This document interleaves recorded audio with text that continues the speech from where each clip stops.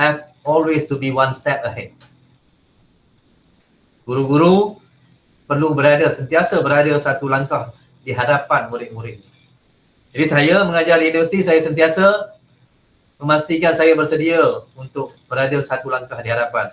Dan begitu juga anda berada di college community, supaya bersedia berada satu langkah di hadapan daripada pelajar-pelajar anda semua. Kenapa? Sebab kita hidup dalam zaman apa tuan-tuan? Kita hidup dalam zaman IT, zaman media sosial, zaman internet, zaman AI. Budak-budak ni lebih advance daripada kita. Pengetahuan mereka, capaian mereka terhadap akses kepada internet ini, pengetahuan mereka terhadap internet. Jadi kalau kita masih lagi terkemut-kemut nak bagi maklumat pada mereka, kita akan ketinggalan. Bukan mereka ketinggalan, kita yang ketinggalan. Kadang-kadang mereka lebih tahu banyak daripada kita. Ini ada saya sambil saya baca di komen-komen di sebelah ni. Tak gemar sejarah, betul. Saya pun begitu. Tuan-tuan dan puan-puan, saya pun begitu. Saya masuk dalam aliran sejarah ni tanpa saya berminat dengan sejarah. Tapi alhamdulillah, kemudiannya saya diubah persepsi saya. Persepsi saya diubah oleh guru saya, oleh seorang profesor terhadap sejarah ini. Sebab itu saya nak suka untuk memulakan bahawa sebenarnya sebelum kita mengajar subjek ini, kita sendiri tahu apa yang kita nak belajar tentang sejarah itu sendiri. Sebab sejarah, orang duk ingat kata hanya belajar benda-benda yang lepas, belajar benda-benda mati, belajar tentang orang mati. Banyakkan sejarah memang kita belajar tentang orang mati. Tunku Abdul Rahman dah meninggal dunia, Tun Razak, semua pemimpin yang kita dah belajar dalam sejarah kita, dalam buku teks misalnya. Tuan-tuan dan puan ada anak-anak di sekolah, ambil buku tingkatan 1 hingga 5 tengok. Bukan belajar tentang orang hidup, tentang orang mati. Tentang orang mati. Jadi inilah yang menyebabkan bosan, budak-budak tak nak kait. Di sinilah kita nak ubah persepsi. Sebenarnya ialah belajar sejarah kita bermula daripada hari ini, kemudian kembali ke belakang. Maksudnya apa? Kita mengambil mengapa sesuatu perkara itu berlaku. Kemudian kita cari sebab dia, mencari punca perkara itu berlaku. Baru menarik sejarah itu. Kalau kita belajar sejarah, kita hanya menjelaskan sesuatu itu dalam konteks zaman dia, zaman yang lepas. Tahun 1957 negara Malaysia merdeka. So what? Kita dah 66, berapa tahun dah? 66 tahun merdeka. Okey. Jadi kenapa? Tapi kita tak kaitkan. Kenapa? Hari ini, apakah kepentingan kita dan hubungan kita dengan peristiwa merdeka pada tahun 1957. Okay. British masuk dan menjajah. Antara tahun 1824 ke atas sampai tahun 1957. 130 tahun lebih kurang British menjajah.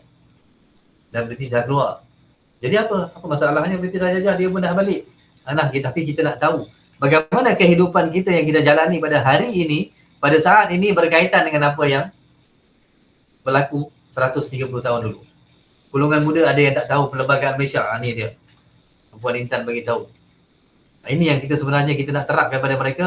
Pemahaman tentang perlembagaan. Itu semua kita akan adalah selepas ni slot-slotnya. Perlembagaan Malaysia, kita kata kita hormat keluhuran perlembagaan. Prinsip ketiga rukun negara, tuan-tuan, perempuan. Keluhuran perlembagaan. Luhur itu maksud dia suci. Tapi sucinya perlembagaan ini tak samalah macam sucinya kitab-kitab suci kita, kitab-kitab agama misalnya. Al-Quran untuk orang Islam, Bible untuk orang Kristian misalnya.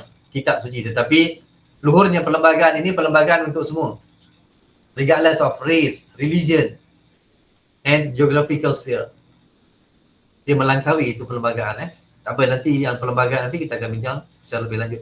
Jadi saya nak mulakan sesi kita ini dengan pengetahuan tentang sejarah itu sendiri. Boleh? Tuan-tuan sedia ke? Boleh, insyaAllah. Boleh. InsyaAllah boleh. Saya buka slide je.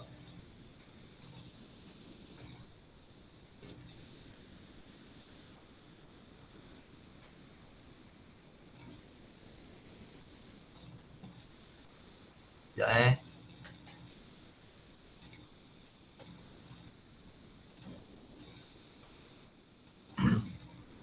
Kalau boleh kita berkomunikasi bersama-sama tu cantik juga Tuan-tuan dan puan boleh respon kepada saya.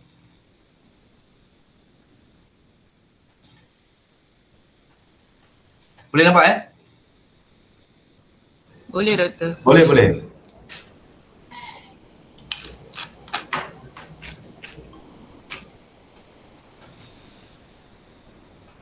Okey. Jadi slide yang depan saya ni asas sejarah lah, sejarah. Asas sejarah. Apakah sejarah, mengapa sejarah penting? Bagaimana kita menanggapi sejarah? Tuan-tuan dan puan, kalau boleh kita dengar aja dulu kuliah, ya. Apa-apa saya present di sini dan juga berserta dengan artikel-artikel penting nanti saya akan kongsikan. Saya akan minta penganjur untuk edarkan kepada semua. Ya, saya akan bagi semua slide, PowerPoint dan juga beberapa artikel penting yang saya kira bermanfaat lah untuk anda semua baca. Bermanfaat kalau kita baca lah. Kalau kita ambil dan simpan dalam email dia memang tak ada manfaat lah ya. Jadi saya akan kongsikan termasuklah tulisan saya, artikel saya berkaitan dengan konfrontasi dan lain-lain juga Baik. Jadi apakah sejarah? Sejarah ni apa dia tuan-tuan? Teman-teman semua, sejarah ni adalah secara umumnya, secara paling mudahnya sejarah adalah semua peristiwa-peristiwa masa lepas yang benar-benar berlaku. Peristiwa masa lepas yang benar-benar berlaku yang berkaitan dengan manusia. Yang berkaitan dengan manusia. Okay? Peristiwa itu mesti masa lalu. Masa lalu itu macam mana? Semalam masa lalu juga. Semalam masa lalu. Sebulan yang lepas masa lalu. 100 tahun yang lepas juga masa yang lalu. Jadi masa yang lalu itu yang pertama, masa lepas. Yang kedua dia benar-benar berlaku. Jadi ini yang keyword yang kedua. Dia mesti masa lepas dan dia benar-benar berlaku. Dan kita perlu pasti dan kita boleh buktikan bahawa ia benar-benar berlaku. Bukan kita rasa mungkinlah berlaku. Aku rasa benda ni memang betul berlaku lah. Kita tak boleh rasa-rasa. Sejarah tak boleh rasa-rasa. Kita tak boleh kata mungkin ya, mungkin tidak. Bila dia catat sebagai satu fakta sejarah, ia mestilah benar-benar berlaku. Dan bagaimana untuk kita memastikan ia benar-benar berlaku? Kita kena ada bukti lah. Kita kena ada bukti. Bukti yang sahih. Bukti yang sahih yang boleh disemak kebenarannya. Kalau kita kata dalam bahasa yang lebih tinggi, empirical. Bukti yang empirical. Bukti yang empirical ini ialah bukti yang boleh diuji kebenarannya. Maksudnya kalau saya nak kaji tentang satu peristiwa perang contohnya, saya bagi contoh yang mudah ialah berkaitan dengan ini semua umumnya tahu tentang peristiwa komunis di Tanah Melayu, komunis di Malaysia antara tahun 1948 hingga 1960. 12 tahun itu. Jadi itu adalah perang antara komunis dengan kerajaan lah. Kerajaan British di Tanah Melayu waktu itu. Bagaimana saya nak buktikan dia benar-benar berlaku? Saya mengkaji semua. Yang pertama ialah mengkaji semua dokumen-dokumen yang pernah ditulis waktu zaman itu. Kemudian surat khabar yang menyiarkan berita tentangnya. Kemudian menemu ramah atau mewawancara semua manusia yang pernah hidup pada zaman itu. Kalau masih hiduplah mereka itu. Mungkin mak bapak kita masih lagi ada di rumah, kita boleh tanya pada mereka. Mak saya umur dah 83 dah.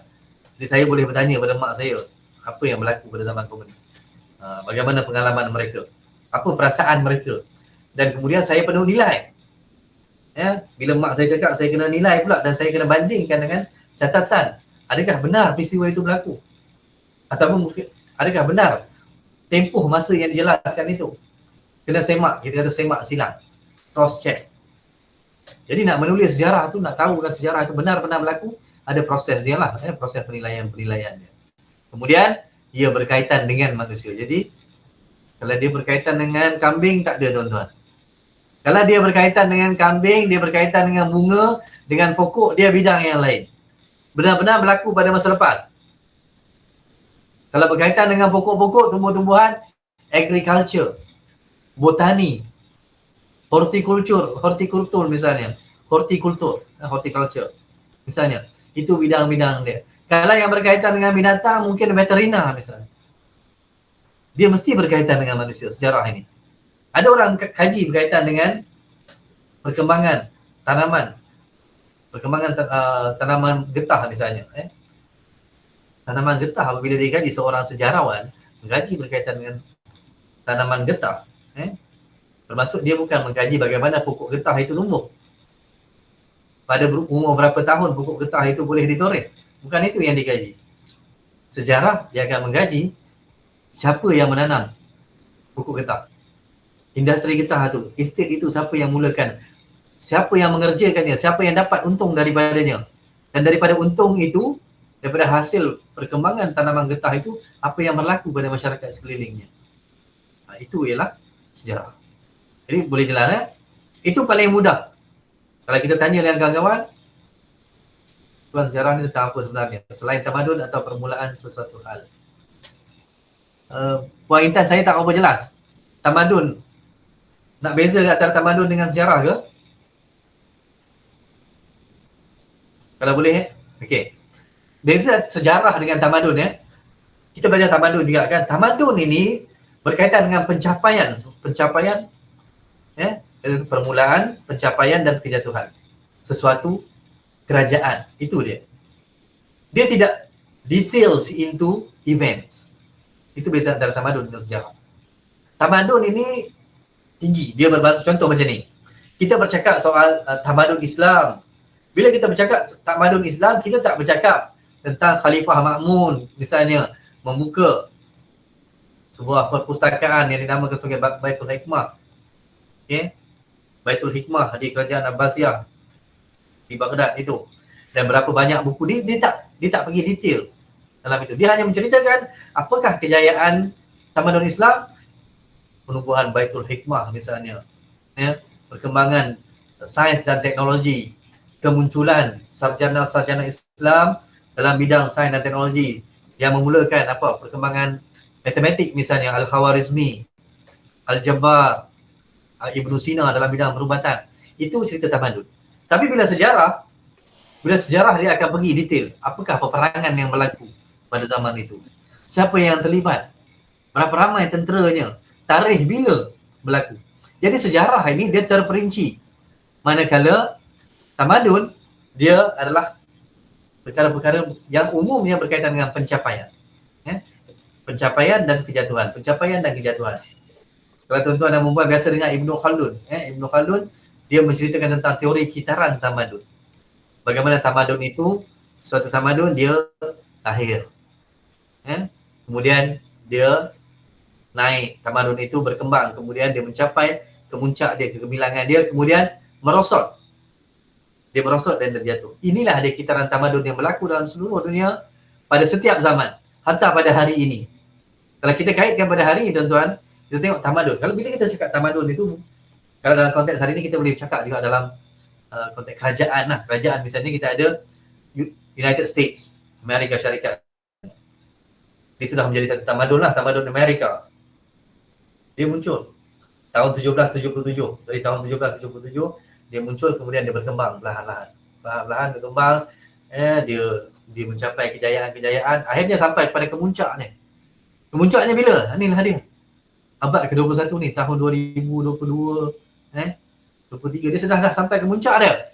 Dan perlahan-lahan kita nampak dia sedang mengalami kemerosotan. Dari segi apa? Kemerosotan itu boleh disebabkan oleh bukan sahaja ekonomi dia, tetapi dari segi akal budinya.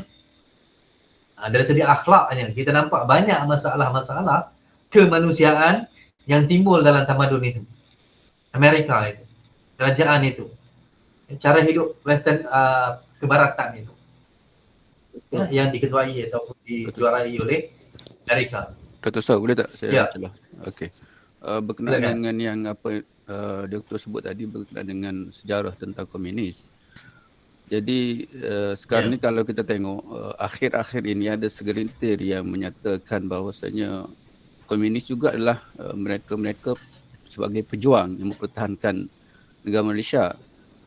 Sedangkan dalam sejarahnya yang kita belajar dulu-dulu tu lain, tak sama. Jadi saya sebagai orang yang berada di luar, mungkin berada di sempadan di antara sejarah dengan yang tidak ni, ataupun belajar sejarah secara luaran, itu maksud saya lah, tidak secara detail seperti mana yang Dr. Saul. Jadi apa pandangan Dr. Saul kalau ada yang menyatakan komunis juga adalah pejuang yang mempertahankan negara Malaysia. Jadi saya takut selepas ini ada juga pelajar kita yang bertanyakan soalan yang seperti itu. Jadi saya kadang-kadang mungkin tak boleh nak jawab. Okey, saya minta pandangan Dr. Saul. Terima kasih. Terima kasih, Cik Hashim. Terima kasih. Memang sebenarnya slide selepas ini memang saya dah sediakan satu topik berkaitan dengan parti komunis, berkaitan dengan komunis. Okay. Kalau Cik Hashim okey, boleh saya jawab dan saya jelaskan dalam topik yang seterusnya nanti. Okey, tak apa. Okey, terima kasih. Memang saya ada satu slot yang khusus tentang itu. Okey, terima kasih. Saya tunggu. Saya selesaikan ini. Baik, terima kasih. Sekiranya memang kita akan bincangkan. Sebab saya juga akan bincangkan tentang polemik sejarah. Iaitu bagaimana kita nak berdepan dengan soalan-soalan yang kontroversi dalam konteks Malaysia, dalam konteks Malaysia kita lah. Itu pun saya dah ada sediakan. Sebab itu saya kata saya seboleh-bolehnya nak bagi tuan-tuan dan puan yang hadir di sini berdepan dengan realiti. Bukan kita hanya belajar sejarah yang kita tak boleh nak menjawab persoalan-persoalan yang ditimbulkan. Sebab banyak pandangan-pandangan dalam media sosial yang tidak didasari oleh sejarah yang sahih. Dia banyak kepada andaian-andaian dan juga hearsay, iaitu dengar cakap. Seolah-olah itu adalah kebenaran. Jadi saya akan sediakan semua insya-Allah ada lepas ni persepsi baik. Jadi mengapa sejarah penting? Itu sejarah tadi. Sejarah kita dah tahu dalam lebih kurang, dan juga sejarah satu lagi dalam definisi yang lebih tinggi adalah keputusan masa lepas yang memberikan kesan pada hari ini. Sejarah adalah berkaitan dengan keputusan pada masa lepas. Yang keputusan itu, natijah daripada keputusan itu memberikan kesan pada masa hari ini. Keputusan ketika memperjuangkan kemerdekaan. Keputusan yang dibuat oleh Tunku Abdul Rahman dan kawan-kawannya.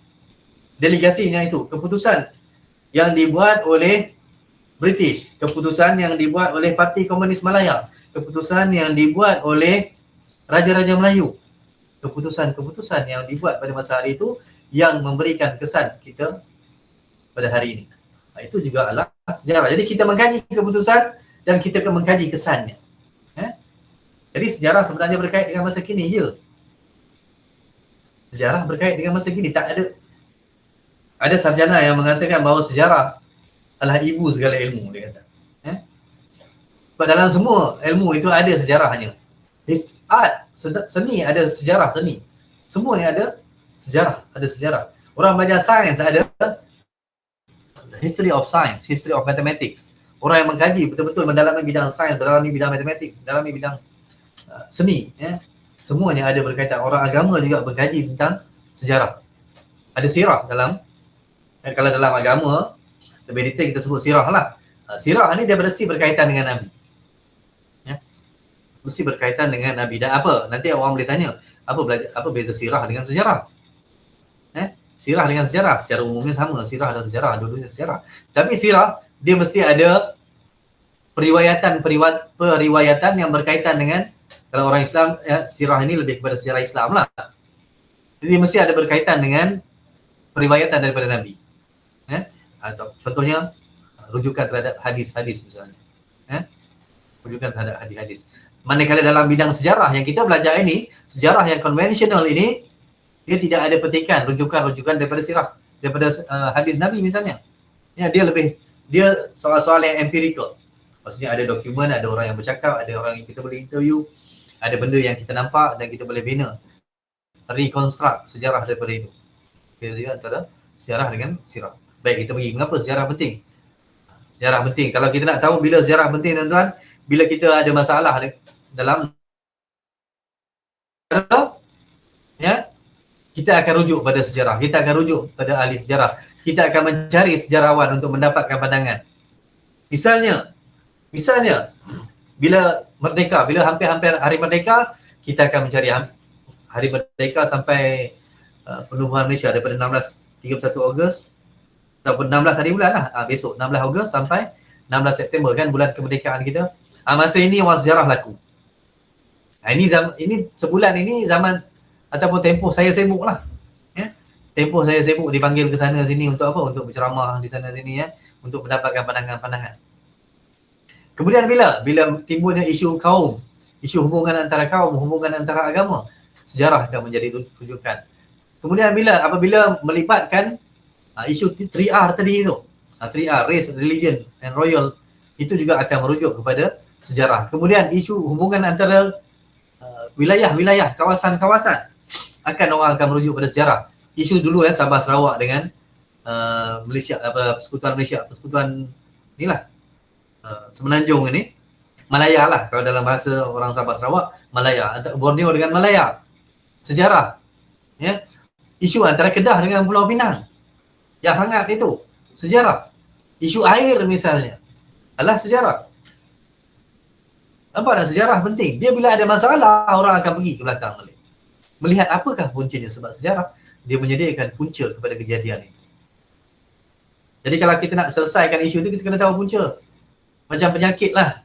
Ya, kalau apabila sakit perut, kita kena tahu punca daripada sakit perut itu apa. Salah makan ke? Ataupun memang tak makan ke, masuk angin sakit perut? Atau memang dia ada appendix misalnya. Kita kena ubati puncanya baru lega sakit perut itu. Baru sembuh sakit perut itu. Jadi itu masalah kontrak sosial. Kontrak sosial, menarik. Okay. Kontrak sosial, adakah kontrak sosial? Bagaimana? Tak apa. Soalan-soalan ni tuan-tuan dan puan kita masuk dalam slide berikutnya nanti ya. Simpan soalan ini. Saya habiskan ini je. Okay. Bagaimana menanggapi sejarah? Semua soalan ini akan kita layan nanti. Ya, kita akan daripada soalan daripada komunis, kontrak sosial ni semua tadi. Baik, bagaimana menanggapi sejarah? Ya, sejarah, bagaimana kita nak lihat sejarah? Sejarah tak boleh kita nilai daripada konteks hari ini. Saya duduk di bilik aircon, tuan-tuan dan puan duduk di bilik aircon di sana. Kemudian kita kata, senang aja, takkanlah benda tu tak boleh selesai. Kenapa orang ni bekerja sama dengan orang ini? Kenapa dia buat macam ini? Kenapa dia buat keputusan B, dia tak buat A? Kan kalau dia cakap A, lebih mudah benda tu selesai. No. Itu bukan bagaimana kita menanggapi sejarah. Sejarah masa lepas mempunyai autonomi dia. Dalam sejarah dikatakan autonomy of the past. Bagaimana autonomi? Iaitu dia mempunyai keadaan yang bersesuaian pada zaman dia. Ya? Pada tempatnya. Pada keadaan waktu itu yang menyebabkan keputusan perlu dibuat dalam konteks zamannya. Pada waktu tekanan itu berlaku di sana. Bukan waktu kita duduk di bilik aircon ini, kemudian kita syok-syok dia kata, tak boleh begitu, tak boleh begini. Ya? Kenapa perlembagaan ini tidak meletakkan Al-Quran dan hadis misalnya? Boleh timbul kan persoalan itu? Kita kata, sepatutnya Quran dan hadis letak sebagai sumber utama kepada perlembagaan Malaysia itu. Kenapa tidak berlaku? Mesti ada sebab lah. Bagaimana Suruhanjaya Red itu perlembagaan nanti yang kita akan bagi lebih detail lah. Perlembagaan kita akan bagi lebih detail. Bagaimana Suruhanjaya Red itu yang mengambil kata sepakat, konsensus bersama-sama dengan Raja-Raja Melayu, bersama dengan pemimpin-pemimpin Melayu dan juga pemimpin-pemimpin kaum-kaum yang lain. Pada waktu itu, untuk melihat pada masa hadapan, bagaimana bentuk Malaysia yang kita akan ada pada masa hadapan. Dan dia memasukkan satu peruntukan yang sangat penting, perkara 3 perlembagaan persekutuan, iaitu Islam sebagai agama persekutuan. Okay. Jadi itulah dia bagaimana kita menanggapi sejarah, iaitu melihat pada waktu itu, waktu keadaan itu berlaku. Bukan pada waktu hari ini yang kita sudah senang tanpa ada sebarang cabaran yang besar. Berbanding dengan orang dulu. Jadi bilakah yang dianggap bersejarah? Ini umum, setiap kita berbeza-beza. Pada saya, tarikh lahir saya sejarah. Tarikh kahwin saya sejarah untuk saya. Tetapi untuk tuan-tuan dan perempuan tak ada kaitan dengan tarikh lahir saya. Tidak ada kaitan dengan tarikh saya kahwin. Begitu juga dengan tuan-tuan dan perempuan. Mungkin kadang-kadang kita akan terkenang peristiwa, contohnya bapa kita meninggal dunia. Kita tahu kita tarikh sekian-sekian, ibu atau bapa saya meninggal dunia. Kita akan rasa peristiwa itu bila tarikh yang sama berulang. Jadi signifikan bagi seseorang itu terhadap suatu peristiwa, terhadap suatu tarikh berbeza antara setiap daripada kita. Tetapi peristiwa-peristiwa yang besar, peristiwa-peristiwa yang besar itulah yang menyatu padukan kita. Peristiwa apa? Kemerdekaan Malaysia misalnya. Kemerdekaan Tanah Melayu pada 31 Ogos. Kemudian pembentukan negara Malaysia 16 September 1963. Kemudian apa lagi? Pelancaran rukun negara misalnya pada 31 Ogos 1970. Buat kali pertama dilancarkan, diumumkan, dirasmikan rukun negara itu. Jadi tahun-tahun tarikh-tarikh, ada beberapa tarikh-tarikh penting yang kita semua berkongsi. Kegembiraan misalnya. Bagi umat Islam, 1 Syawal. Dia berkongsi kegembiraan. Dia rasa bagi 1 Syawal itu ataupun korban 10 Zulhijjah kan, peristiwa korban 10 Zulhijjah, kita mengimbau kembali peristiwa korbannya Nabi Ibrahim dengan Nabi Ismail itu, dan kita meraihkan dengan ada ritual-ritual agama. Itu kita bagi orang Kristian, dia menyambut pada setiap 25 Disember.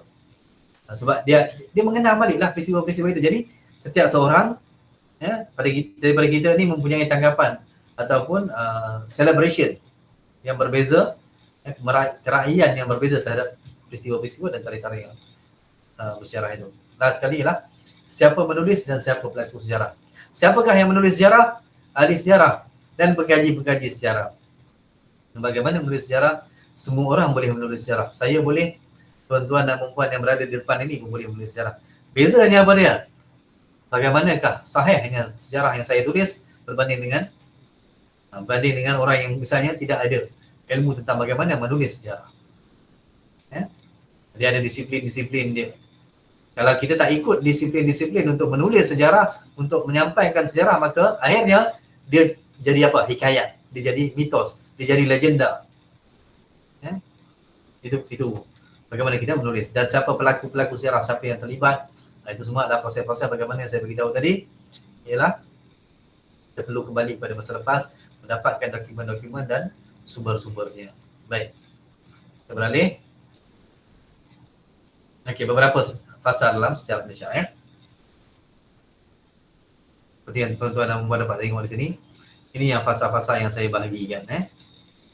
Bahagian ini fasa tradisional, pra-kolonial, kolonial Malaya, pasca kolonial Malaya, Malaysia pasca DEB, dan juga sebenarnya ini saya dah ubah dah. Saya download yang lama.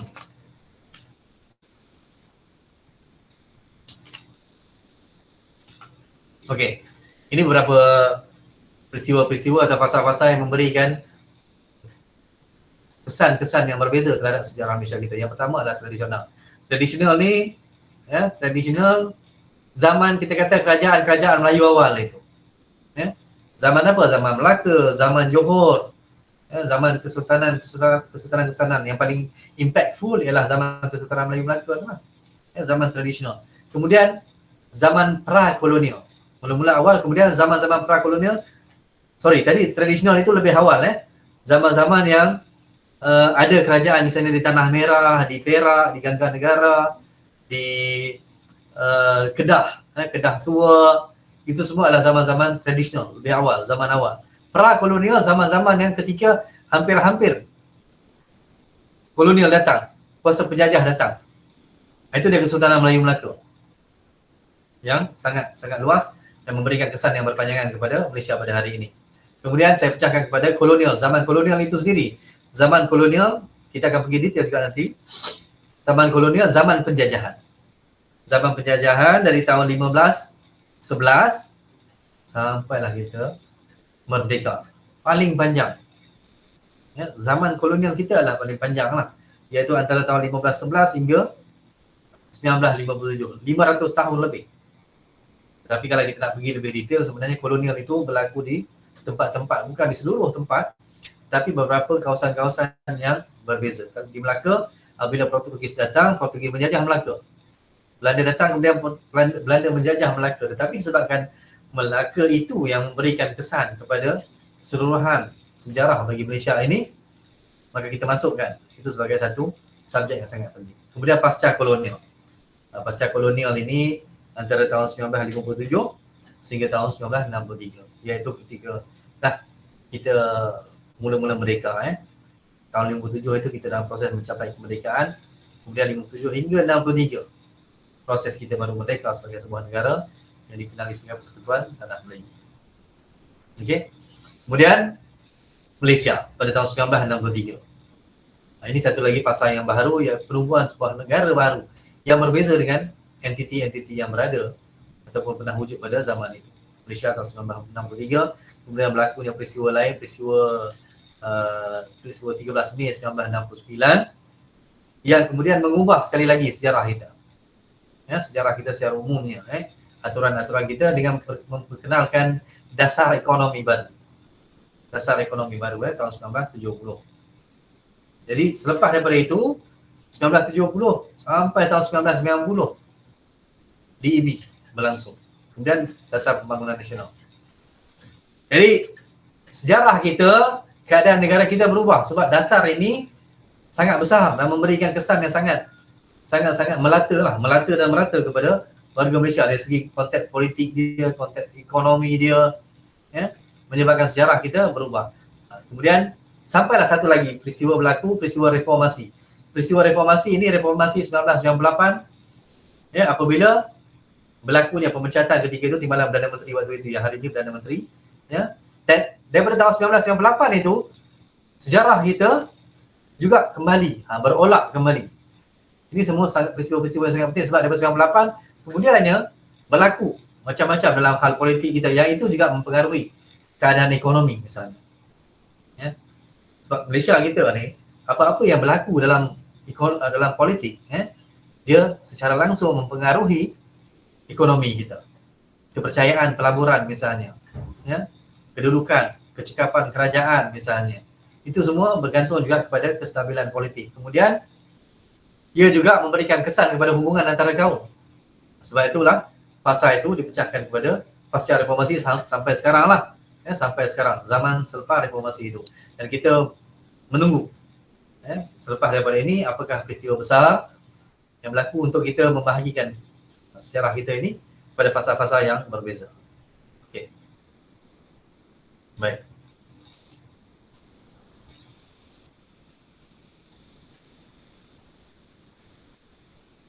Okey tuan-tuan, nampak ni isu dan konflik dalam sejarah. Ini soalan yang ditanya tadi tu, kontrak sosial ni boleh tanya dalam ni. Okay. Are you with me semua? Okay Okay.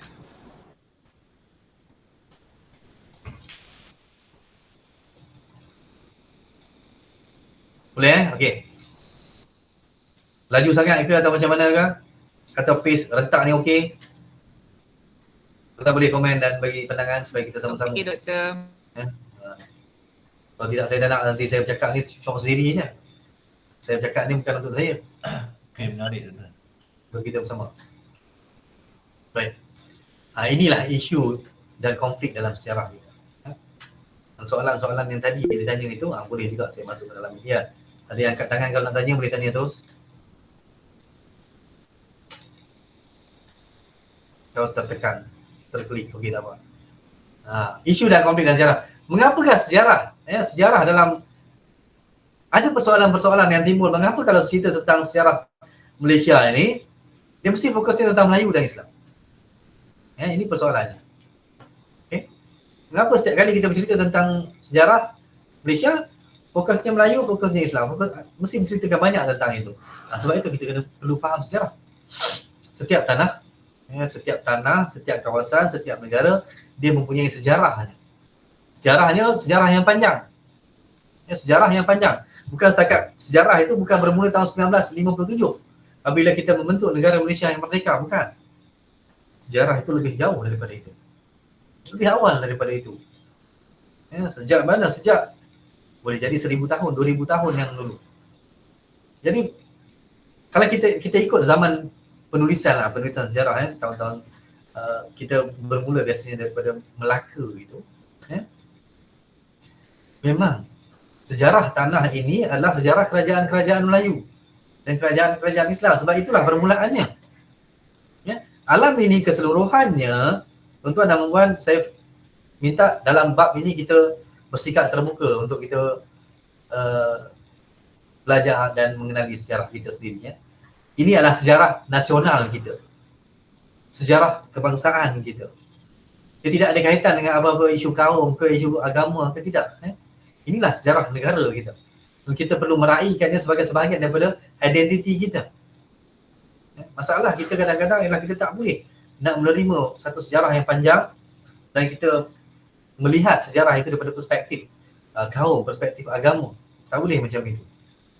Bila kita belajar sejarah mana-mana pun, bila kita belajar sejarah Amerika misalnya, sejarah Amerika itu bermula daripada Aborigines. Daripada orang asli dia, Red Indian misalnya. Daripada puak-puak dia tu. Puak-puak Chinook, Cherokee, Apache, Mohawk. Itu asli-asli dia tu. Orang asli dia. Kalau kita belajar sejarah Australia, mesti bermula dengan sejarah Aborigines, orang asli di sana.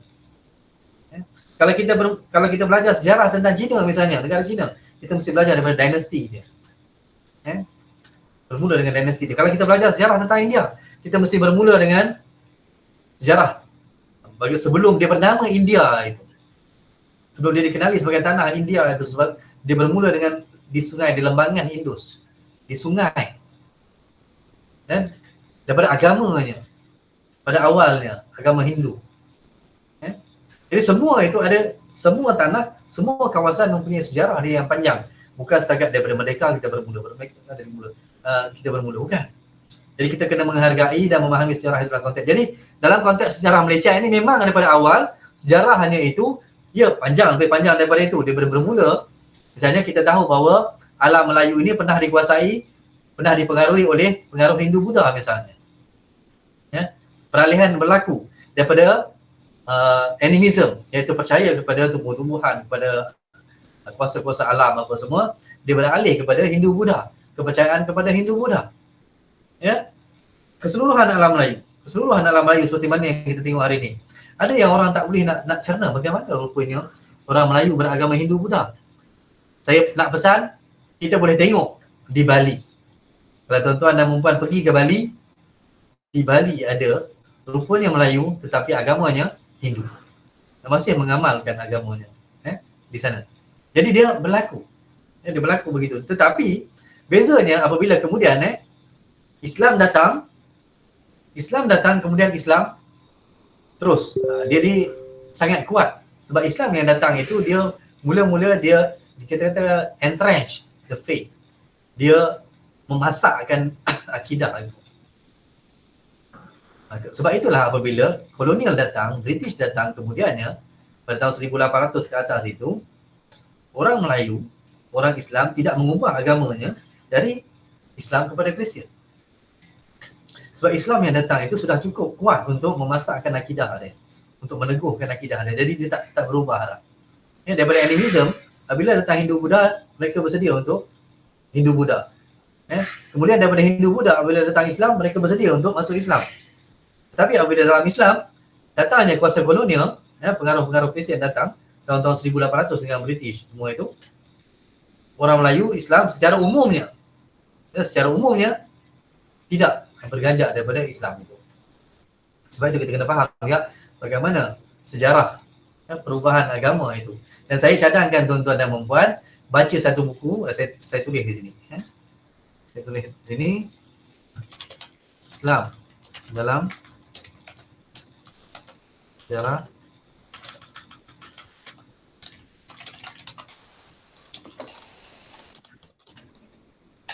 okey. Boleh tengok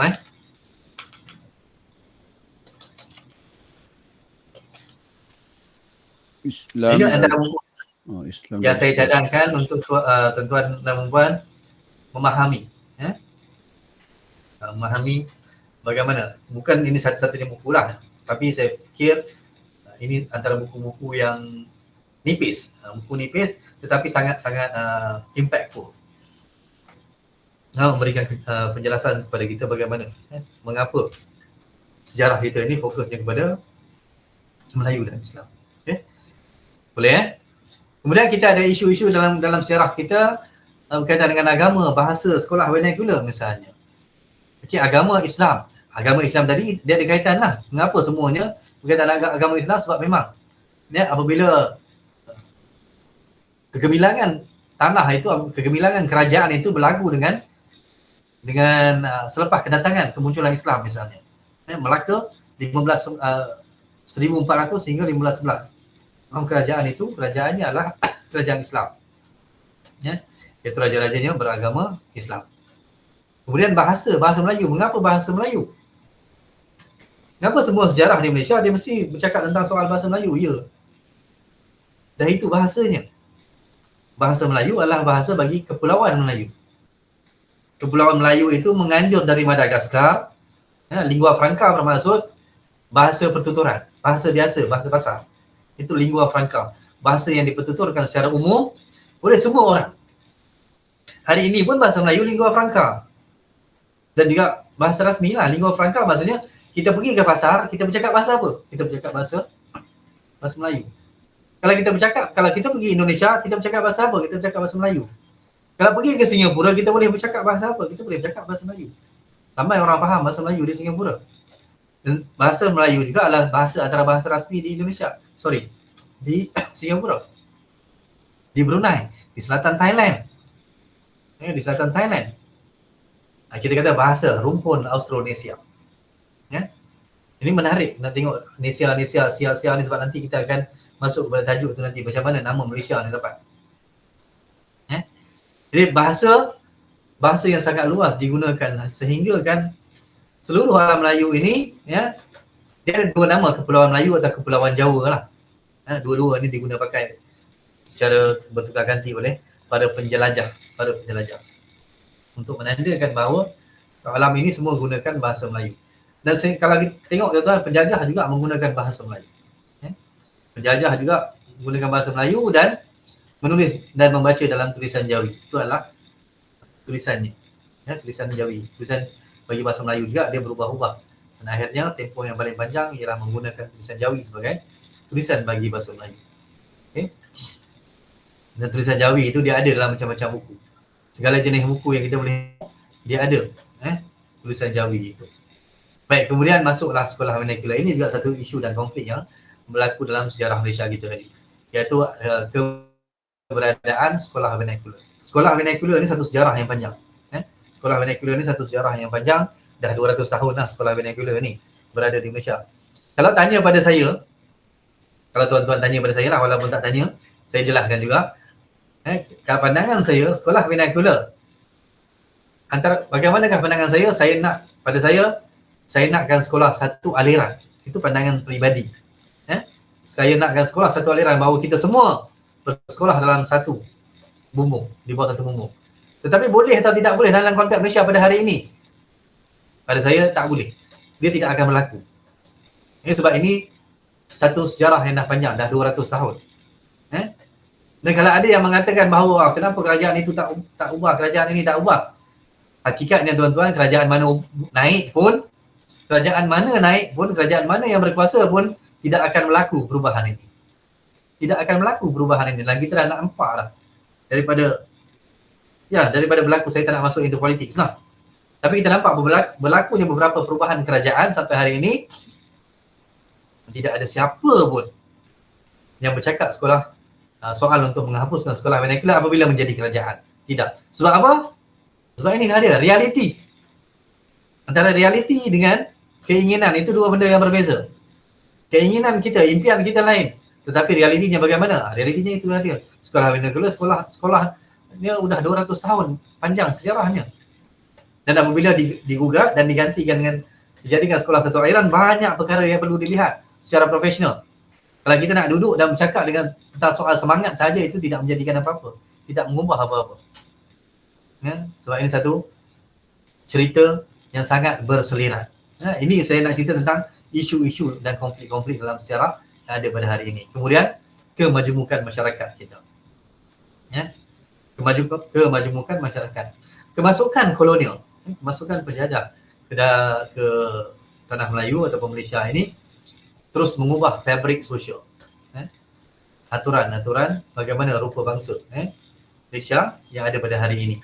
Dan interaksi antara tanah Melayu, antara Malaysia dengan bangsa-bangsa, kaum-kaum yang berbeza dengan kaum yang asal itu sebenarnya sudah muncul, sudah wujud sejak ribuan tahun yang dulu. Ketika Kedah tua misalnya, Kedah tua 1000 tahun, 2000 tahun yang dulu sudah ada interaksi dengan misalnya dengan tamadun India, dengan tamadun Cina, dengan Arab, dengan Barat, semua sudah ada. Interaksi memang sudah ada sejak bertahun-tahun lamanya. Kemudian yang mengubahnya menjadikan sebagaimana kita ada pada hari ini adalah selepas kedatangan British. Yang mengubah adalah British. Ini yang kemudiannya dibawa masuk, kita kata ini istilah seterusnya, imigran. Masuk sebagai pekerja-pekerja. Pada tahun-tahun 1800 apabila ekonomi berkembang, British memerlukan pekerja-pekerja di Lombok, pekerja-pekerja di ladang getah. Maka buat masuk dari mana? Dari India, dari China, dari Arab, dari pulau-pulau Jawa. Dari pulau-pulau Jawa semuanya masuk dan bekerja. Tapi ada perbezaan. Ada perbezaan antara budaya-budaya yang datang itu. Ada yang betul-betul berbeza dengan budaya asal di tanah ini. Ada yang dia mempunyai persamaan budaya dan bahasa. So itu adalah sebenarnya topik yang lebih panjang lah. Saya kira kalau kita bincang topik itu nanti yang melirik-lirik nanti. Tapi kita fokus pada ini je dulu Jadi ini adalah soal-soal yang timbul. Kemudian polemik sejarah itu sendiri. Tuah dan jebat. Tuan-tuan dan puan. Kita dah bercakap Hang Tuah 5 bersaudara. Sampai sekarang pun kita masih lagi belum dapat memutuskan dan memutamatkan Tuah dan jebat ataupun Hang Tuah 5 bersaudara itu wujud atau tidak. Dalam kalangan ahli sejarah pun masih belum dapat memutuskan itu secara muktamad. Masih lagi berdebat. Bagaimana pula peniaga-peniaga yang meletak tanah Melayu? Peniaga-peniaga yang mana ni?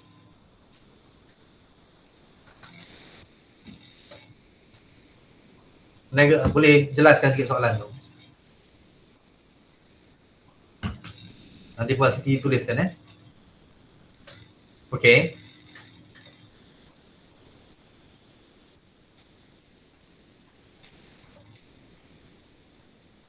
Bagaimana maksudnya tu apa dia? Saya tak apa jelas.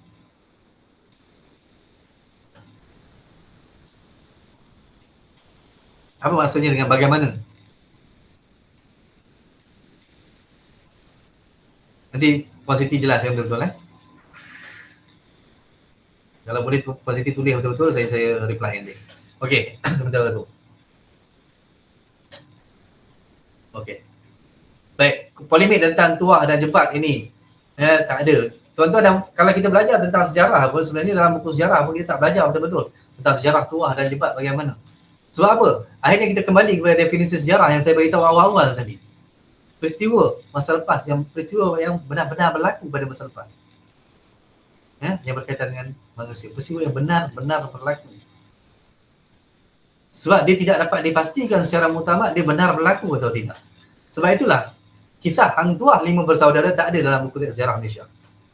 Kalau ada pun disebut sepintas lalu sahaja. Tidak didetailkan. Sebab tidak ada bukti yang penuh dan muktamad tentang itu. Kemudian keturunan Nabi Ibrahim. Ini recently lah. Ini yang menjadi satu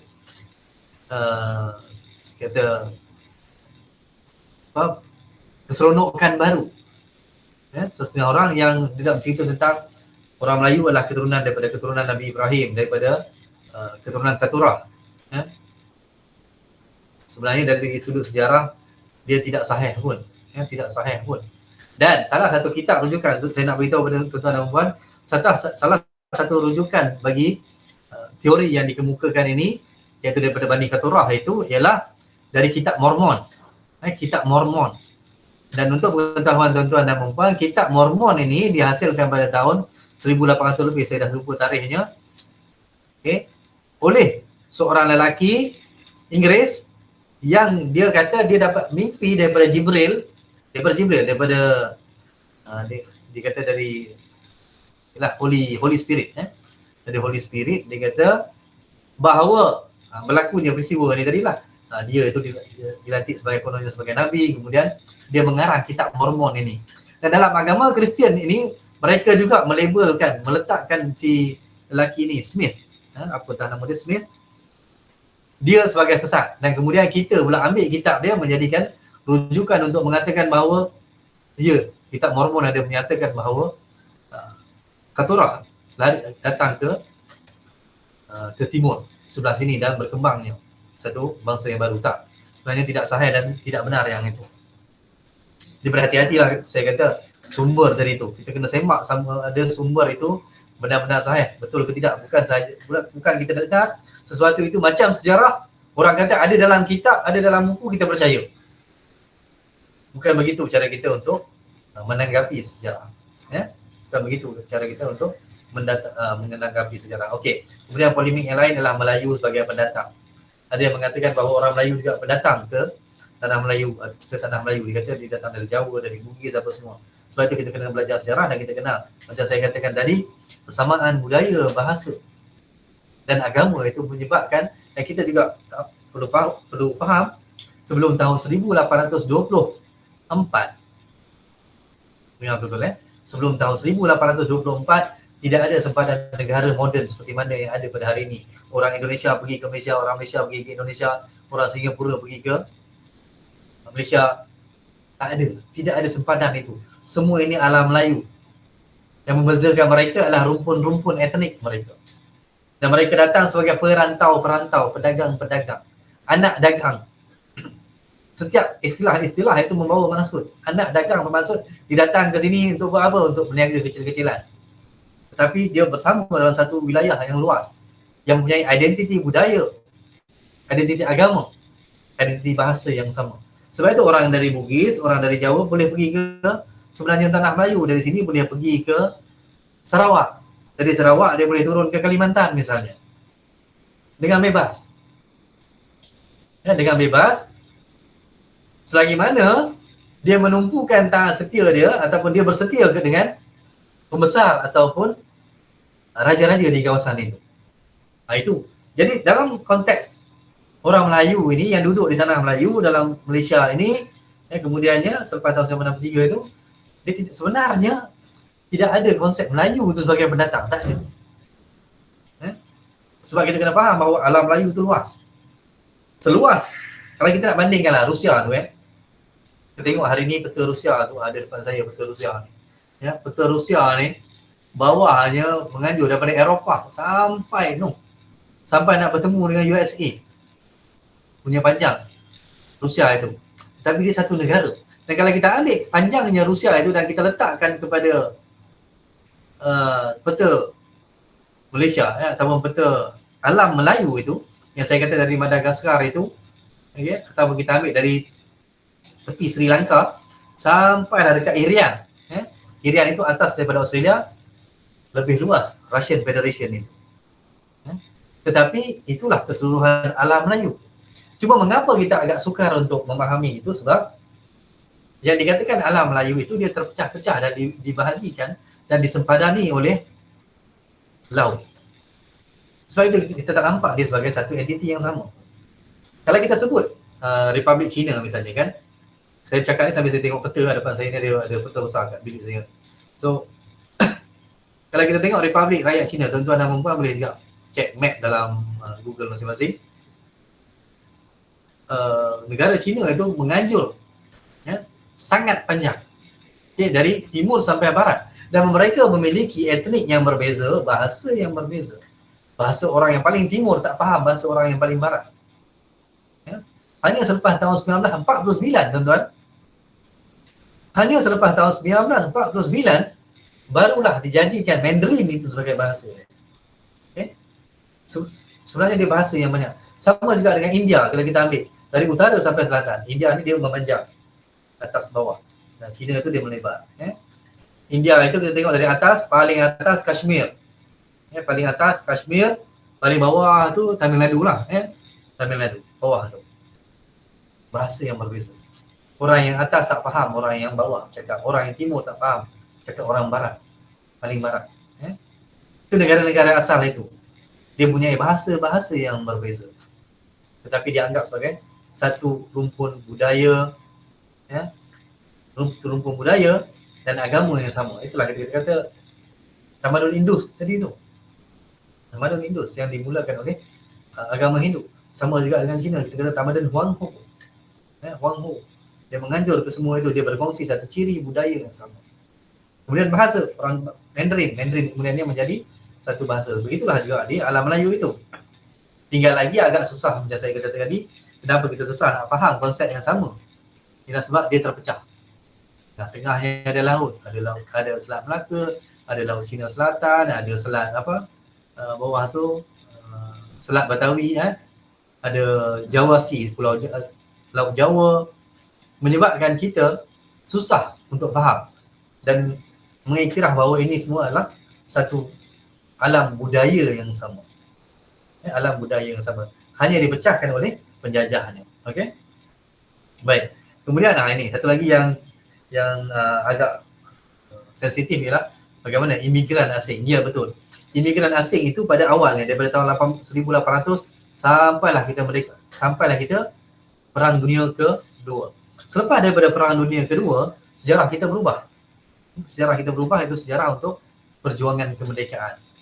Ya, sampai kita merdeka 1957, ya, imigran asing itu kemudiannya dia sudah terhapus kerana penubuhan negara Malaysia, persekutuan tanah Melayu pada 1957 tadi itu. Okey. Ya, saya habis yang ini. Selepas 1957, selepas 1963, kita dah jadi negara yang baru. Ya, kita dah ada negara yang baru dan semua kita ini adalah warga Malaysia yang sama, tetapi hanya dibezakan dengan beberapa peruntukan perlembagaan. 4 peruntukan perlembagaan yang sangat penting untuk kita faham. Nanti dalam topik perlembagaan saya akan ulas lebih panjang dan lebih mendalam tentang itu. Tetapi semuanya sudah jadi warga Malaysia. Dan ketika ini kita berkongsi satu bahasa yang sama. Dan bahasa itulah yang menjadikan kita berkongsi. Kita kata berkongsi sejarah, berkongsi masa kini dan berkongsi cita-cita masa hadapan kita. Dan bahasa menjadi elemen sangat penting untuk kita bentuk satu identiti negara, identiti budaya, identiti bangsa yang baru. Sebab itu saya sangat menekankan penerimaan kita terhadap bahasa Melayu sebagai bahasa kebangsaan. Sebab itulah satu-satunya elemen yang kita ada, ya, untuk menyatu padukan kita. Ya, untuk menyatu padukan kita. Kadang-kadang kita lebih berbangga bercakap dalam bahasa Inggeris. Ya. Sesama kita orang Melayu, sesama kita orang Malaysia. Orang Malaysia pergi ke mana-mana dia, contohlah kalau kita pergi ke hotel-hotel lah, biasanya kalau kita pergi ke hotel kita nak check in kan, dia akan bertanya dalam bahasa Inggeris. Okey, dia akan bertanya dalam bahasa Inggeris. Ataupun kita pergi ke tempat-tempat yang high end sikit lah, kita masuk kedai jam ke benda ke, dia akan bertanya hi sir, dia kata welcome sir. Ini menyebab kenapa saya nak beritahu ini, walaupun benda yang simple, tapi nak menandakan bagaimana dalam negara kita bahasa kebangsaan itu sendiri, ya, bahasa kebangsaan itu sendiri suka untuk menjadi bahasa komersial. Ya, sebab kita rasa bahawa bahasa Melayu tidak mempunyai nilai komersial berbanding kalau kita pergi ke Indonesia. Saya duduk di Indonesia berbulan-bulan tuan-tuan. Waktu PhD saya duduk lebih kurang 2 bulan, 3 bulan macam itulah, sebab saya pergi 2 kali di Jakarta itu. Saya memang duduk di sana sebab research saya di sana. Di Jakarta Selatan, Jaksel. Di sana saya pergi ke mana-mana high-end mall yang ada LV, yang ada Chanel, apa semua tu. Ya, kita dan dekat sana kalau tuan-tuan dan puan pernah biasa pergi ke sana tengok, dia bukan macam kita yang di mana-mana satu tempat, di pavilion aja ada misalnya. High-end produk sini. Dia di sana merata. Di mall-mall yang ada barang-barang itu sebab Jakarta sangat besar. Dan bila masuk ke sana, dia menyapa kita dengan bahasa kebangsaan. Ya? Dia menyapa kita dengan bahasa kebangsaan, selamat datang. Ya? Walaupun dia tak nampak muka itu pun sebenarnya muka macam dia tengok macam muka Bangla. Tapi dia tak menyapa dalam bahasa Inggeris. Dia, bila kita senyum, pertama dia sebut ialah, dia kata selamat datang. Ya? Bila kalau kita jawab, kita boleh berbahasa dengan bahasa kebangsaan dia, fine. Kita teruskan. Kalau kita bercakap bahasa Inggeris misalnya, baru dia balas dengan bahasa. Jadi dia menyapa in the first instance, dalam pertama-tama kalinya itu dia menyapa dalam bahasa kebangsaannya. Betapa dia berbangga dengan identiti bahasanya itu. Berbanding dengan kita. Jadi tugas kita sangat besar lah. Tugas kita sangat besar untuk menjadikan bahasa Melayu ini sebagai bahasa kebangsaan sudah, tapi bahasa yang bangga untuk dipertuturkan. Doktor, nak tanya sikit doktor.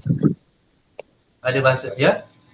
Doktor, saya nak tanya, macam doktor kata tadi kan, macam di Indonesia, di Perancis ataupun di Jepun kan, dia memang bangga dengan bahasa dia lah. Apapun urusan semua dalam bahasa dia. Tapi di Malaysia ni kita tidak kepada bahasa Melayunya. Dan doktor kata kita kena buat sesuatu. So apa yang langkah kita boleh buat, doktor? Okey. Inilah dia sistem pendidikan sangat penting. Sistem pendidikan sangat penting. Sistem pendidikan kita sebenarnya dalam banyak keadaan dia tidak, contoh kita ajar bahasa Melayu di sekolah. Kita ajar bahasa Melayu, kebanyakan daripada kita sekolah kebangsaan okey, tapi kita nak tengok bagaimana sekolah vernacular misalnya. Ya?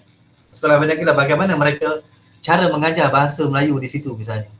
Adakah dia berubah dan menjadikan mereka lebih baik. Sebab bahasa ni kena dipertuturkan. Dia tidak boleh cakap, kalau katakan bahasa itu 1 jam, lepas cakap itu habis. Ya. Dan kita perlu memperbanyakkan interaksi. Kalau macam saya katakan tadi, sekolah vernacular kita tak boleh buat apa-apa dah. Memang itulah sistem yang kita ada, maka kita perlu beroperasi dalam keadaan itu. Yang kedua, regulasi. Regulasi ini yang dibuat oleh kerajaan. Itu peranan kerajaan sangat penting. Baik kerajaan mana pun. Tapi kerajaan itu perlu mempunyai iltizam. Iltizam misalnya apa? Semua bandar-bandar baharu, misalnya semua bandar baharu yang ditubuhkan, dia mesti menggunakan bahasa Melayu. Bandar-bandar baharu. Dia tidak lagi lah Serene City ke ataupun Southville ke, South itu, North ini. Tidak. Kita bukan duduk di UK. Kita bukan duduk di Amerika Syarikat. Kita ada identiti kita sendiri. Inilah saya katakan jati diri. Orang yang tidak ada jati diri, dia tidak boleh berbangga dengan identiti dia. Kenapa tidak bangsa South itu menjadi bangsa Selatan? Kenapa South Wales dekat Bangi itu tidak menjadi Kampung Selatan misalnya? Sebab kita rasa rendah hanya nilai bahasa kita itu. Ya? Jadi peranannya antara yang pertama, regulasi apabila kerajaan buat, dia kata mesti menggunakan bahasa Melayu. Kalau guna selain daripada bahasa Melayu untuk nama tempat yang baru, taman yang baru, dia kena tax, cukai. Tuan-tuan, di India, kalau mana-mana tempat, mana-mana filem India memang antara pengeluar filem, bukan antara. India adalah pengeluar terbesar dunia, pengeluar filem. Kalau mana-mana filem dia yang nak diterbitkan dalam bahasa yang bukan bahasa asal dia, bahasa asal filem yang nak diterbitkan itu, dia kena cukai bahasa. Ya? Kenapa? Sebab dia tak gunakan bahasa asal dia. Dan di sana, di India, mengapa saya bagi contoh India? India juga dia dijajah oleh penjajah yang sama dengan kita, British.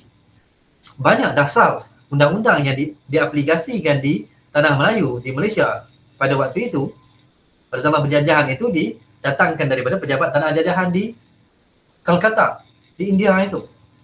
Jadi memang sangat banyak berkaitan. Jadi di India selepas zaman pada tahun-tahun 80-an, 90-an, mereka membuat satu proses nasionalisasi. Menukar semula nama-nama tempat di India itu. Kepada nama asal dia. Madras menjadi Chennai, Bombay menjadi Mumbai. Itu yang popular. Yang ada yang kecil-kecil lain lagi. Yang dia mengindiakan balik. Ya, mengembalikan dia kepada identiti asal itu. Dan itu antara benda yang kita kena buat. Walaupun kecil-kecil, tapi kita nak mengatakan bahawa kita berbangga dengan identiti bahasa kita. Dan perlu ada program-program lah. Program ini mesti nak kita kena buat banyak program-program yang menyatukan kita menggunakan satu bahasa kebangsaan kita.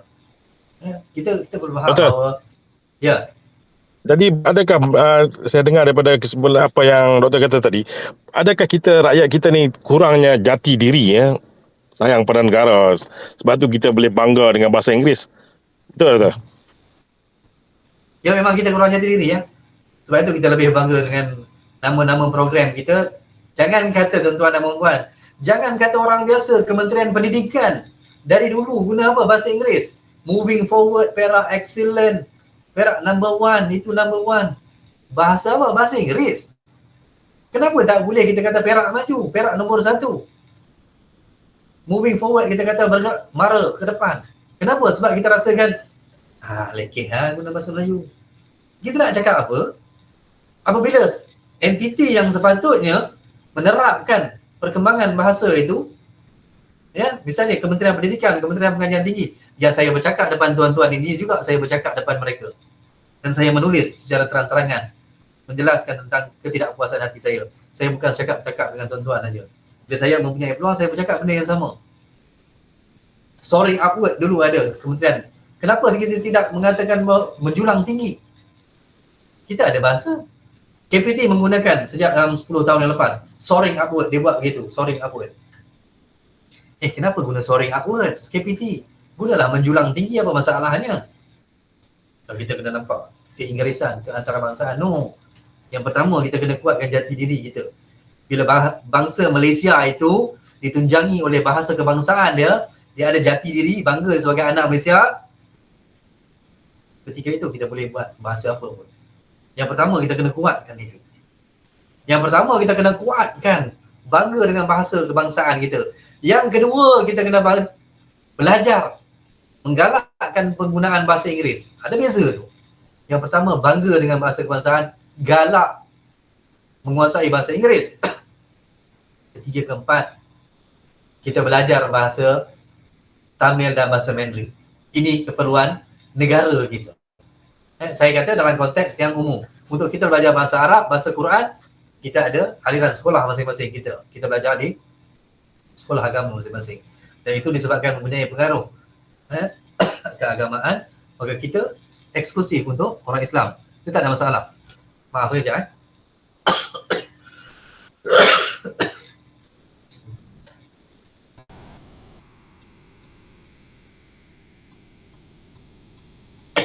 Okey. Boleh Dan saya jawab soalan, adakah benar saya pernah dengar sektor ekonomi kita dirancang susun oleh penjajah. Pesan ini masih wujud hingga sekarang, ada tanah strategi untuk menjaga biodiversitas dan habitat. Menjaga dan bertanam strategi. Okey. Ekonomi kita dirancang, disusun, memang kita berlakunya perubahan daripada ekonomi tradisional kepada ekonomi moden. Kita kata dual ekonomi, iaitu ekonomi tradisional dan ekonomi komersial. Memang berlaku pada tahun-tahun 1900 awal itu penglibatan orang Cina dan British dalam industri biji timah di Malaysia ni. Industri biji timah misalnya pada asalnya dikuasai oleh peniaga-peniaga orang Melayu. Tesis saya pada ijazah pertama saya adalah memang berkaitan dengan industri biji timah. Memang saya kaji tentang industri biji timah itu, memang kita nampak daripada tahun 1800 lombong-lombong industri biji timah, tapi kecil-kecilan dikuasai oleh orang Melayu. Masalah orang Melayu ini ialah dia tidak mempunyai modal yang besar. Orang Melayu dia bekerja sendiri-sendiri masing-masing. Keluarga ini dia usahakan lombong ini yang kecil, keluarga ini dia usahakan lombong kecil yang ini. Ini masalah dia. Apabila datangnya penjajah, apabila datangnya British dia ada modal yang besar. British ada syarikat. British datang dengan syarikat. Syarikat modal yang besar. Modal syarikat dapat dari mana? Dari pelbagai orang yang menyumbang.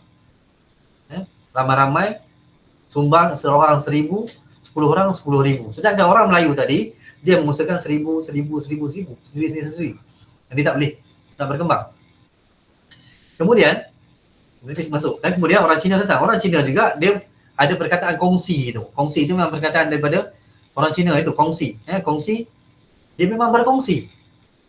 Berkongsi apa? Berkongsi modal dan muka. Dan mengusahakan lombong-lombong. Dan dengan sebab itu, dan bersesuaian dengan dasar ekonomi British tadi, orang Cina berkembang, orang British berkembang. Orang Melayu tadi, dia buat apa? Dia tak boleh nak run dah. Lombong-lombong itu, maka dia pajak kepada, sama ada dia pajak kepada British atau dia jual.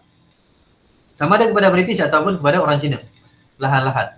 Inilah berlakunya perpindahan antara tahun 1880-an tuan-tuan. Antara tahun 1880-an ke atas. Berlakunya perpindahan ini. Okey. Tanah-tanah strategik diberi berniaga kepada bangsa Cina oleh British itu memang berlaku di kawasan-kawasan tempat sebab tanah-tanah lombong. Dan kemudiannya it happens to be tanah-tanah ini, kawasan-kawasan ini dia berkembang menjadi bandar. Berkembang menjadi perbandaran. Kalau kita tengok Ipoh bandar. Bandar besar sekarang lah kan. Seremban, Kelang, Kuala Lumpur, semua ini apa dia? Adalah bandar-bandar besar. Bandar-bandar besar yang dijana atau digerakkan oleh pertumbuhan ekonomi apa dia? Perlombongan. Sama ada dia perlombongan biji timah atau biji besi atau emas. Semua ini disebabkan itu. Sebab orang Melayu jadi macam mana? Orang Melayu disebabkan dia tidak ada modal, maka perlahan-lahan dia keluar. Dia tidak campur dengan ekonomi itu. Dia tidak mahu campur. Yang pertama sebab apa? Tidak ada modal. Yang kedua, dia tidak mahu bekerja dengan British. Dia tidak mahu bekerja dengan British. Sebab dia rasa British ni penjajah. Mengapa aku, dia dalam sentimennya lah mengapa aku sebagai pemilik tanah ini, peribumi, nak bekerja dengan British? Lebih baik duduk mengusahakan apa yang ada. Dia ada tanah, dia mengusahakan secara kecil-kecilan apa yang dia ada. Sebab itu kemudiannya berlakunya duit ekonomi, kita kata dalam buku teks, tuan-tuan boleh cek dalam buku teks sejarah anak-anak tu. Belajar tentang duit ekonomi. Dua ekonomi, duaan. Orang ekonomi tradisional dan ekonomi komersial. Yang menguasai, yang ada modal apa semua itu dia berkembang, dan daripada situ dia berkembangnya bandaran apa semua. Yang sini tinggal sebagai kampung. Ya? Bukan dia lari duduk di kampung, tidak. Tempat tadi tu yang lombong-lombong tu pun asalnya kampung juga. Ipoh tu asalnya kampung, Seremban tu asalnya kampung. Kuala Lumpur itu asalnya kampung, tetapi kampung itu yang berkembang. Kan KL ada kampung Abdullah Hukum semua tengah-tengah tu kan. Yang bangsa South, yang so-called bangsa South sekarang semua ni semua Kerinci dan segalanya itu adalah kampung-kampung. Kampung-kampung Melayu. Tetapi disebabkan orang Melayu tidak terlibat bersama-sama dalam ekonomi itu, maka mereka keluar daripada kawasan ekonomi. Sebenarnya bukan lari ke kampung, ada salah faham. Ada orang salah faham, dia kata, oh tidak, orang Melayu dia lari ke kampung. Ya? Kemudian orang Cina tinggal di bandar. Tak, dia bukan lari ke kampung. Sebenarnya asal kampung ini yang berkembang menjadi bandar. Tapi orang yang tidak, orang Melayu yang duduk di kampung, yang memang sudah kampung asalnya itu, dia tinggal di situ. Sebab dia tidak mahu terlibat dalam ekonomi, berinteraksi dengan penjajah British. Okey? Boleh Okey, last kali ni.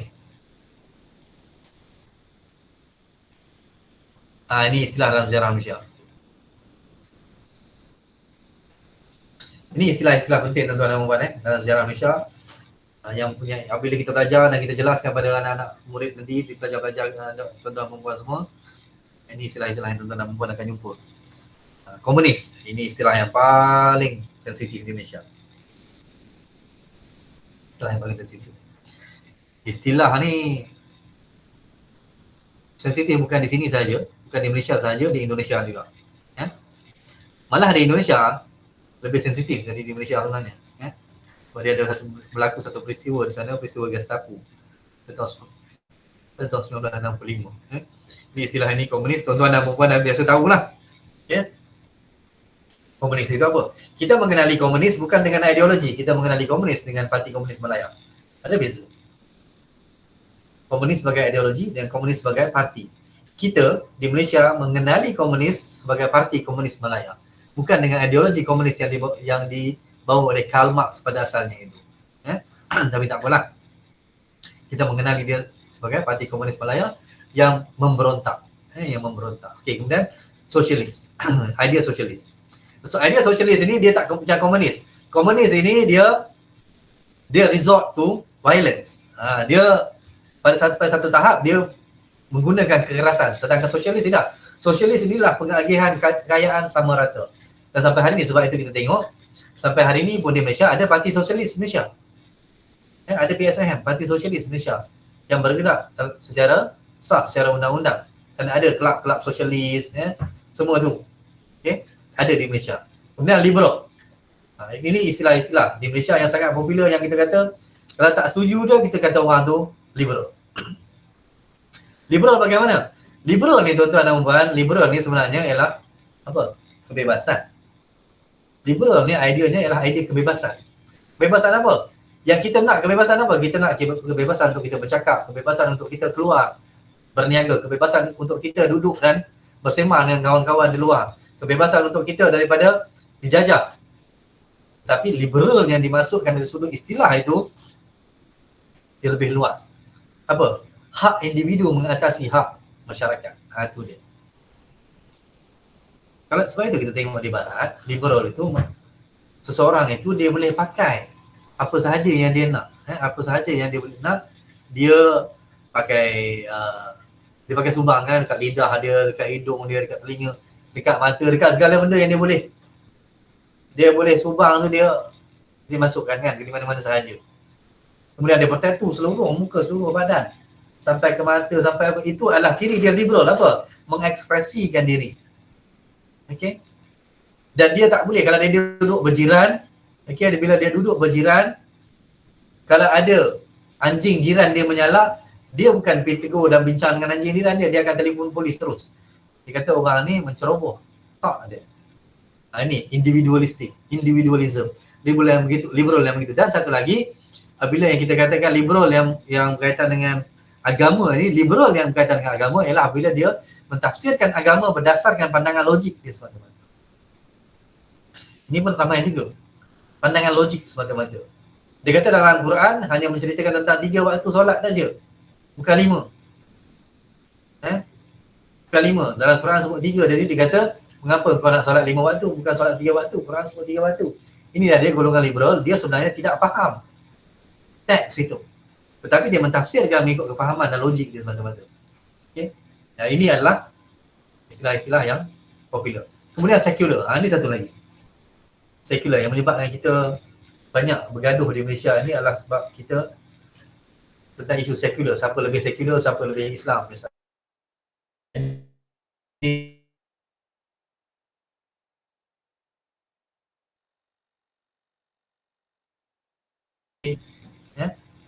Itu juga dilarang sebab Islam ini dia keseluruhan. Dalam agama ada politik, dalam politik ada agama. Tetapi tinggal lagi bagaimana sama ada agama itu, adakah dia menjadi panduan atau tidak kepada politik itu? Atau dia menjadi alat manipulasi kepada politik itu? Itu yang penting. Dia sekular ini dia pisahkan terus.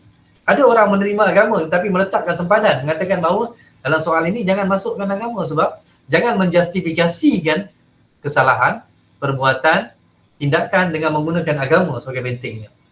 Yang itu yang ditolak. Tapi sekular, itu tidak sekular. Sekular bagaimana? Dia tolak terus. Tak boleh bercerita agama dalam politik.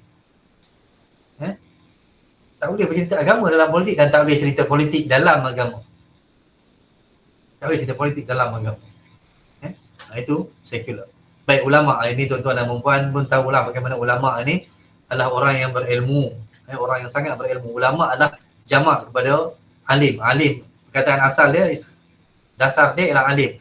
Orang yang mempunyai pengetahuan. Bila ulama'. Jadi ulama' ini pun satu isu sangat kan. Popular di Malaysia. Selama siapa yang tidak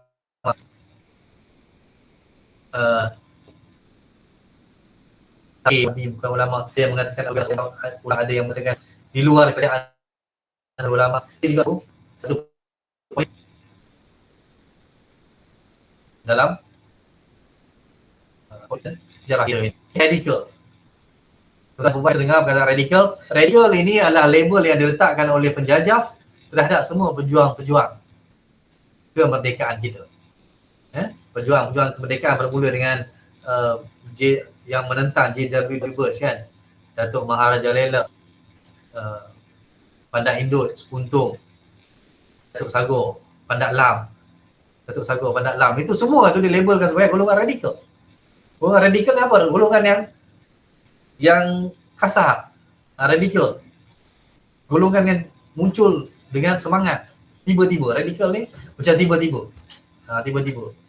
Pada ketika ini semua adalah golongan penentang. Jadi dalam pemikiran kita bila sebab golongan pejuang-pejuang dia kata ini golongan radikal Melayu, radikal Melayu, radikal Melayu. Sebenarnya kita perlahan-lahan mengatakan bahawa mereka ini adalah orang yang memberontak gitu Tapi sebenarnya salah, sebab itu adalah label yang diberikan oleh British. Itu adalah label yang diberikan oleh British. Kemudian golongan kiri. Kemudian golongan kiri pula, siapa yang tidak bersetuju dengan kerajaan British, pada waktu itu leftist. Radical atau left? Radical, left. Tengah, kerajaan. Siapa yang sangat sokong pada kerajaan, itu adalah golongan kanan. Mereka ini sangat pro kerajaan, ini semua golongan kanan. Golongan yang sangat beranti dengan kerajaan, ini semua adalah golongan kiri. Golongan yang bermusuhan dengan kerajaan. Itu label yang diberikan oleh British. Kemudian kaum muda dan kaum tua. Kaum muda dan kaum tua ini adalah